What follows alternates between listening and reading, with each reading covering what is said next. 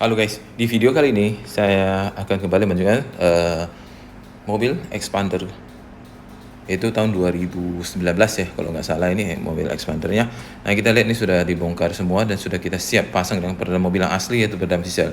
Sebelum kita pasang dengan peredam mobil yang asli, mari kita lihat peredam bawaan pabrik dari Mitsubishi Expander ini. Bahan dasarnya itu ada aspal atau butir rubber.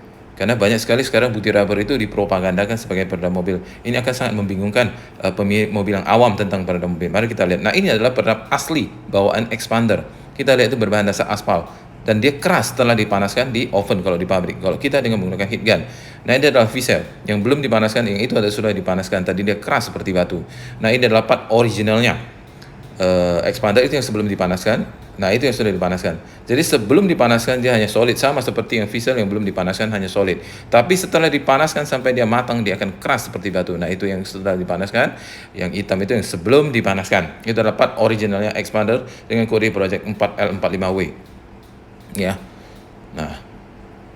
Nah, ini juga adalah peredam asli Expander. Itu dia sepotong-sepotong. Adanya biasanya hanya pada area lantai saja kalau bawaannya. Nah, bagaimana dengan butir rubber atau aluminium butir rubber yang selama ini banyak dipropaganda di aftermarket sebagai peredam mobil? Mari kita lihat secara jelas itu apa itu butir rubber. Dan butir rubber di pabrik hanya digunakan sebagai lem atau perekat antara plastik pintu samping dengan antara plastik dengan plat pintu samping. Nah, itu yang hitam-hitam itu butir rubber itu lengket sekali itu. Ya, lengket sekali itu. Jadi butir rubber itu bukan peredam. Nah, yang busa yang hitam ini juga ada yang disebut peredam. Nggak ada pengaruh kepada peredam mobil, itu hanya buat menutup aja. Daripada kalau nggak ditutup, dia bolongannya besar, audionya tidak bisa bagus. Jadi ditutuplah dengan plastik tipis, yang sebenarnya harusnya diganti dengan peredam V-cell yang tebal, bukan dengan menggunakan bahan-bahan propaganda yang lembek. Ya. Ini adalah pemilik mobilnya hampir kena bahan-bahan propaganda itu berupa butir rubber. Untung saja dia ketemu channel kita, sehingga begitu beliau pelajari, baru beliau paham setelah melihat dengan jelas. Karena memang butir rubber itu bukan peredam mobil, tapi banyak dipropagandakan sebagai peredam. Kenapa? Masangnya gampang, hanya ditempel di roll jadi. Bukan seperti itu cara pasang peredam mobil yang asli dengan cara yang benar. Ya. Nah, ini setelah dipasang dengan peredam V-cell atau peredam mobil yang asli. Kita lihat, ini adalah bagian lantainya. Nah, dipasang dengan sangat rapi. Kelihatan semua itu lekukan bodinya, ngepres semuanya. Ya, menjiplak semua dengan sempurna.